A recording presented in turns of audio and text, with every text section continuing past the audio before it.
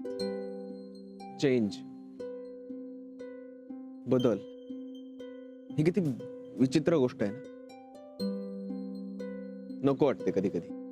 कारण कारण प्रत्येकाला आपला कम्फर्ट झोन इतका प्रिय असतो ना की तो सोडवतच नाही. पण पण हीच गोष्ट खूप महत्वाची आहे. It's really important. समजूत घालतोयस ना माझ्या मनाची तयारी करतोयस ना. बदल, चेंज या गोष्टींवर जेव्हा आजकाल माझ्याशी माणसं बोलायला लागतात, मला कळतं की गाडी लग्नाच्या रुळावर येणार. पण आपण आपल्या आयुष्यात बदल होणार आहे हे जितकं लवकर आपल्या मनाला सांगू ना तितकं सोपं होत जातं पुढे सगळं. पण मन जर ऐकायलाच तयार नसेल तर समजूत काढायची त्याची. इतकं सोपं असतं का रे मनाची समजूत काढणं? ज्या मनाला पहिल्यापासून ठराविक गोष्टींची सवय असते, तिला अचानकपणे सांगायचं की उद्यापासून सगळं बदलणार आहे, सगळं हळूहळू विसरून जा. जे मन छोट्या छोट्या गोष्टी अगदी अलगदपणे सांभाळून ठेवतं, त्याला आपण काय सांगणार की तुला आता फार मोठ्या बदलाचा सामना करावा लागणार आहे. जुन्या आठवणींचा कप्पा बंद करून ठेव. तुला खूप सोपं आहे हे सगळं म्हणणं, कारण तुला काहीच फरक पडणार नाहीये. असं वाटतं तुला? मला काहीच फरक पडणार नाही. माझं जग तेच असणार आहे. मानसिक फरक मला सुद्धा पडणार. त्याचा परिणाम माझ्यावर सुद्धा होणार आहे आणि तो टप्प्याटप्प्यावर होणार आहे. म्हणजे मी घरून कुणाला पिक करायचं, मोनिका बरोबर भांडण झालं तर माझी समजूत कोण घालणार, माझी बाजू कोण घेणार. अशा अनेक गोष्टी आहेत ज्यावर मला विचार करावा लागणार आहे. पण त्याच वेळेला दुसरं मन म्हणतं की आता कशाला हा विचार. नसताना काय होईल ह्यापेक्षा आपण एकत्र असताना काय होऊ शकतं याचा विचार कर. मग आणखी एक cup coffee? Of course, why not. तंबी? हा, तुझ्या जुन्या स्टाईलने.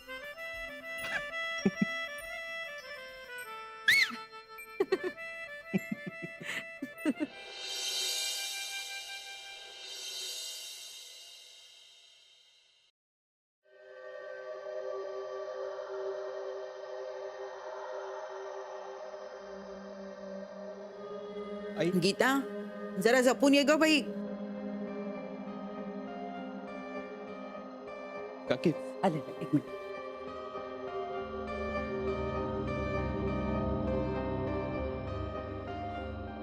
आहे रे, एकटा पडल्यासारखं वाटतंय ना. असंच होतं रे, असंच होतं. तुझं काय, माझं सुद्धा असंच झालंय. या खाण्यापिण्याच्या बाबतीत त्या पणतीनं असा काही उजेड पडलाय की सगळं घर असं नुसतं उजळून निघालंय. काय आहे, सगळं स्वतःच करून घ्यायला लागतं. हा, तू सुद्धा तेच कर. चला रे, ते आता मॅडमच्या आंघोळीची तयारी चालू आहे. मालिशवाल्या बाई पण आले आहेत. मी बघून येतो हा, जरा तयारी कुठपर्यंत आली येते. आलोच.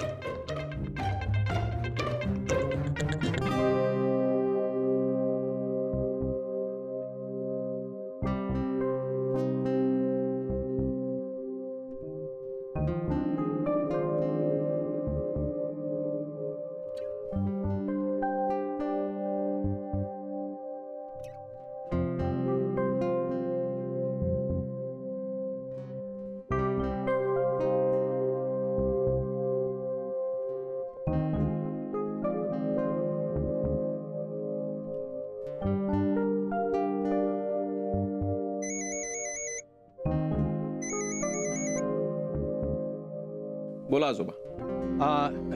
तुम्ही बिझी नाहीत ना? नाही, बोला तुम्ही. नाही, काही नाही. आज सलीलच्या आईचा फोन आला होता. त्या म्हणत होत्या की आज मानसीच्या लग्नाचं बोलायला येऊ का म्हणून. Hello hello hello. हा आजोबा, ते तुमचा आवाज येत नव्हता, आता येतोय, बोला. मी म्हटलं लग्नाची बोलणी करायला आम्ही एकटेच असणार ना, म्हणून मग तुम्ही आणि मोना दोघा आलात तर बरं होईल. हा, ठीक आहे. मी आई आणि बाबांनाही सांगतो, म्हणजे त्यांना अनुभवही आहे आणि मानसीला ते आपली मुलगीच मानतात. तसं झालं तर चांगलंच होईल. ठेवू फोन? हो. काय?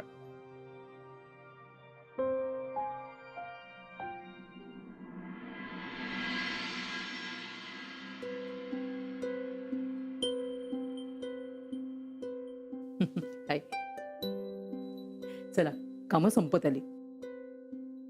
मी आज कुठली काही कॉम्प्लिकेशन्स नाहीत, कुठल्याही सर्जरीज वगैरे नाहीयेत. देव करो आणि आता कुठली इमर्जन्सी नको यायला. नाही येणार. हे बघ ना, कारण बारशाच्या दिवशी आपण तिघही इथे नसणार, त्यामुळे ज्या काही छोट्या छोट्या टेस्ट आहेत, मला असं वाटतं ती सगळी कामं आपण लवकरच उरकून टाकू. हो आत्या. हा, आणि बाय द वे, आज संध्याकाळी तू इथे आहेस ना? आज संध्याकाळी मानसी, आज कुठेही जाऊ नकोस, कारण आज इथे सुद्धा प्रेशर आहे. म्हणजे कामं संपत जरी आलेली असली तरी संपलेली नाहीयेत ना.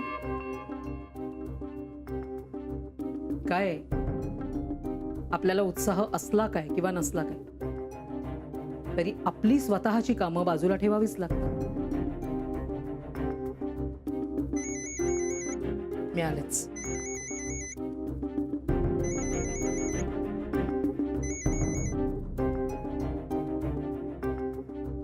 हॅलो. काय ग, बिझनेस ना मानसी? नाही नाही, बोला ना. काय बोलू, सकाळपासून मला चैन पडत नाही. का, काय झालं? असं वाटतं की संध्याकाळ यावी पटकन, आणि असं वाटतं की संध्याकाळ येऊच नाही. काय झालं म्हणजे, कुठलं टेन्शन आहे का? हा, एकाच गोष्टीचं टेन्शनही आहे आणि त्याच गोष्टीचा आनंदही वाटतोय. नक्की काय झालंय ते सांगा ना.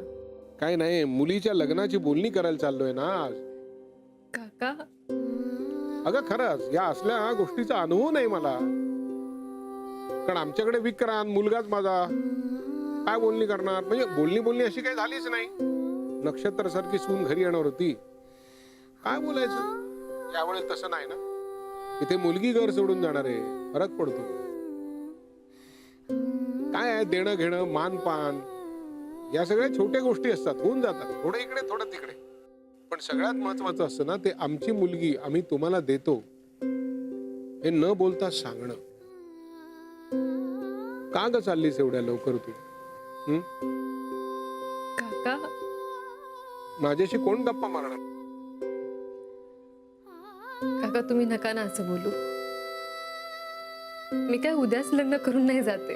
हे बघ, मी तुला फोन अशासाठी केलाय की तुला जे काय लग्नाच्यासाठी, लग्नाच्या वेळेला, लग्नाच्या आधी, नंतर जे काय मागायचं असेल, सांगायचं असेल, ते आधी मला सांग. म्हणजे जेव्हा मी बोलणी करायला बसेन तेव्हा मी तुझ्या बाजूनी बोलेन, तुला हवं ते मागून घेईन, कळलं? पण एक गोष्ट लक्षात ठेवा, असं पटकन लग्न होऊ देणार नाही, अडवूनच धरेन त्यावरनं. तुझं लग्न व्यवस्थित थाटामाटात एकदम झाकभाग असं झालं पाहिजे. एका बापाचा शब्द एका पोरीला, लक्षात ठेव. चल बाय. बाय.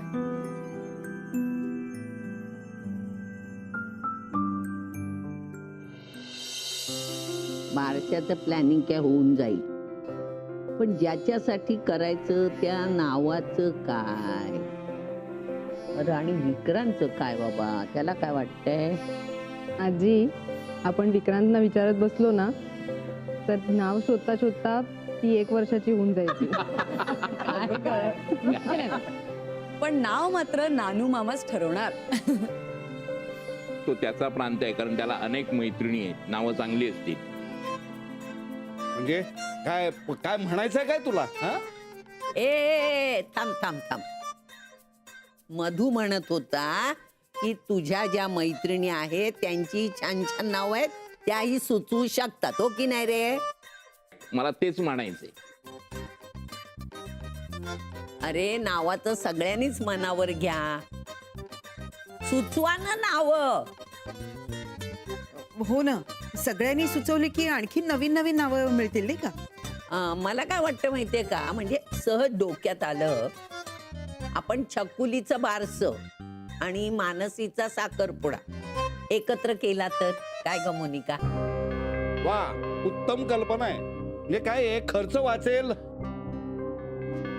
अरे, पण जिचा साखरपुडा आहे तिचा विचार घ्यायला नको का? हा, हे बरोबर. ती इथे नसताना परस्पर निर्णय कसा काय घेता? काय ग मोनिका, तुला काय वाटतं? हो, म्हणजे मी तर म्हणते साखरपुडा काय, लग्न सुद्धा करून द्यायला तयार आहे मी. मानसीला तर आपण विचारूच या. मीच विचारेन. पण मला काय वाटतं आई, मी सलीलच्या आईंना पण विचारते. आणि त्या जर हो म्हणाले तर मग काय? नाही, मी काय सांगते, आपल्या घरात कुठलाही समारंभ असू दे, सगळे तयार असतात की नाही? आता इथे विजय आणि अलका सुद्धा आहेत बघा तयारीला. पण बाई अलका, तू मनावर घ्यायचं हं, नाही तर देशपांड्यांना आपल्याशिवाय आहे कोण मदतीला. आणि बोलणी करताना व्यवस्थित करायची. कारण काय असतं, कधी कधी चांगली चांगली वाटणारी माणसं सुद्धा बोलणी करताना बरोबर आपला स्वभाव दाखवतात, म्हणून म्हटलं. पण आई, तशी ती माणसं चांगली वाटली नाही? हो, नाही तसं जर असलं ना तर चांगलं आहे. काय आपली मुलगी आहे, ती चांगल्या घरात जायला हवी. बरोबर.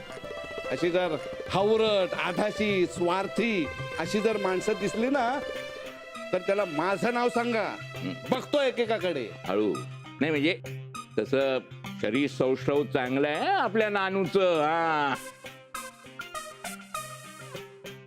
खरं सांगू, म्हणून मला हे घर ना फार आवडतं. भरल्या भरल्यासारखं असतं, गप्पा टप्पा होतात, टिंगल टवाळ्या होतात आणि कोणीच कोणावर रागवत नाही. म्हणजे ह्या घरात मी असले ना की मला कधीच एकटं वाटत नाही. विक्रांत माझ्या बरोबर नसला तरी. अरे अरे पण मुद्द्याचं काय, बारशाचं काय? एवढ्या भांडणात काय बोलतो असं होतं सगळं. शी बाबा.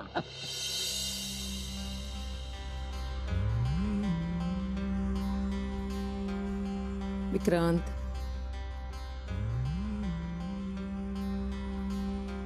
काय झालं? काय नाही. म्हणजे बरं वाटत नाहीये का? No I am okay. हा, बरं ऐक ना, आज संध्याकाळी आहे ना, एक काम होतं तुझ्यासाठी. संध्याकाळी मी नाहीये, देशपांडेंच्या घरी जायचंय. मानसीच्या लग्नाची बोलणी करायला येणार आहेत सलील आणि त्याची आई. ओ, अच्छा अच्छा अच्छा. नाही म्हणजे मानसीला हेच बहुतेक मला सांगायचं होतं, पण मी तिला काही बोलूच दिलं नाही. गोष्टी इतक्या पटापट घडतात ना. म्हणजे बघ ना, ती आत्ता आपल्याकडे आहे आणि तिला लग्नासाठी मागणी येते आणि तिचं लग्नही होतंय. मला अजूनही वाटत नाहीये की तिचं लग्न ठरतंय म्हणून. खरं तर मला असं वाटत होतं की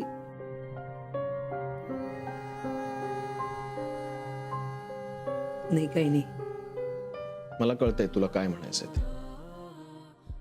तिच्या करिअरचं पुढे काय, हाच प्रश्न ना तुझ्या समोर.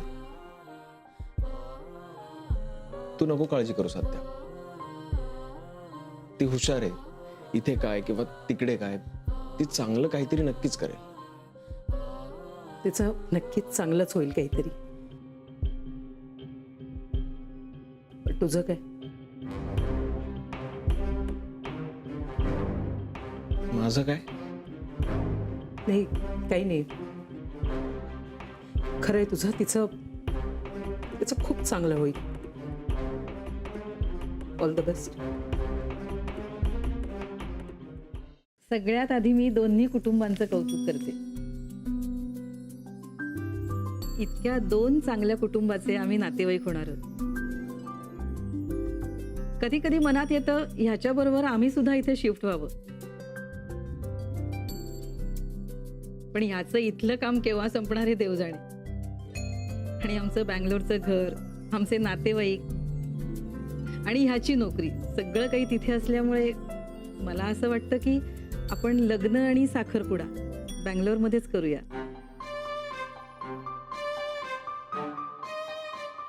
म्हणजे तुम्हाला काय वाटतंय? हे आम्हालाही आवडलं असतं, पण आमच्या धाकट्या नातीचं लग्न आहे आणि ह्या घरातलं शेवटचं कार्य आहे म्हणून इथे झालं तर चांगलं. मी काय म्हणत होते की आपण आधी साखरपुड्याचं ठरवूया. चालेल? आणि आमच्या आई म्हणत होत्या की साखरपुडा आणि बारसं एकत्र केलं तर चालेल का? मला आवडेलच, पण ह्या मुलींचं बघा काय ते. चालेल, काहीच प्रॉब्लेम नाहीये. नाही म्हणजे कमी वेळ असला तरी तयारी करायला आम्हाला काहीच प्रॉब्लेम नाहीये. विक्रांत बरोबर ना? ऍक्च्युली तुम्हाला माहितीये का, म्हणजे आमच्या घरी तुम्ही उद्या जरी साखरपुडा करायचं ठरवलं ना तरी तयारी करायला काही प्रॉब्लेम नाही. तुला काय वाटतं विक्रांत?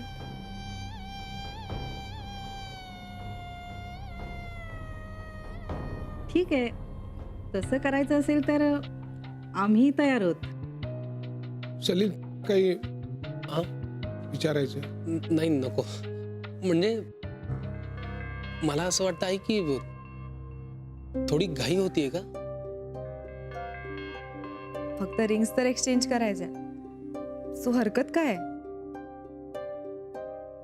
लग्नाच्या वेळी जर साखरपुडा केला तर चालेल? म्हणजे साखरपुडा आणि लग्न हे दोन वेगळे समारंभ आहेत. एक छोटा असेल एक मोठा असेल, पण आहेत निश्चित. त्यामुळे ते एकत्र आपण नको करूया. शिवाय काय की साखरपुड्यानंतर लग्न होईपर्यंत हा जो मधला काळ असतो तो त्या दोघांसाठी फार इंटरेस्टिंग असतो. अनेक गोष्टी त्यात समजू शकतात. तर मला वाटतं ते एकत्र नको. काका तुम्ही म्हणताय ते पटतंय मला. हो ना, बरोबर आहे तुमचं.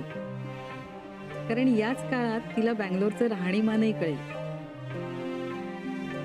शिवाय तिला कुठे जॉब करायचा असेल किंवा क्लिनिक सुरू करायचं असेल तर त्यासाठी वेळ जाणारच ना. नाही म्हटलं तरी फरक हा पडतोच. त्यामुळे तिथल्या वातावरणाची सवय तिला आत्ताच झाली तर चांगलं आहे ना. आणि अशी ऍडजस्टमेंट करायला वेळ जातोच ना.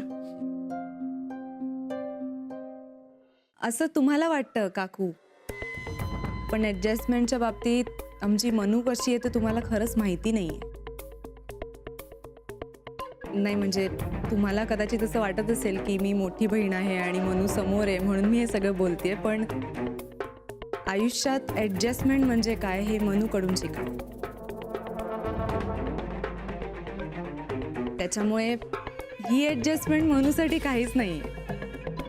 म्हणजे एक वेळ मी नवीन जागी गेले ना तर मी चिडचिड करेन, पण मनूच्या बाबतीत चिडचिड ही गोष्ट शक्यच नाहीये. आता मनूला कदाचित असं वाटत असेल की माझी बहीण जी माझ्याशी एवढं भांडते ती आज माझ्याबद्दल एवढं चांगलं का बोलतेय, पण आहे ते आहे. तुम्हाला माहितीये, लहानपणी मी मनूला विचारायचे की काय मनू, समजा तुझं लग्न झालं आणि तुला घर सोडून लांब जायला लागलं तर तू काय करशील? तर मनू मला म्हणायचे की मला सासर चांगलं मिळालं ना तर मी कुठेही जाऊ शकते. आणि आज सलील तिच्या आयुष्यात आला. So I am very happy. आम्ही आमच्या ताईशी इतकं कधी बोलत नव्हतो, पण ह्यांचं मानसीवरचं प्रेम बघून मला माझ्या ताईची आठवण झाली. लग्नानंतर ताई मानसीला किती मिस करणार आहे हे आत्ताच कळतंय मला. त्यामुळे आपण असं करूया, साखरपुडा आपण मुंबईतच करूया आणि लग्न मात्र आपण बँगलोरला करूया.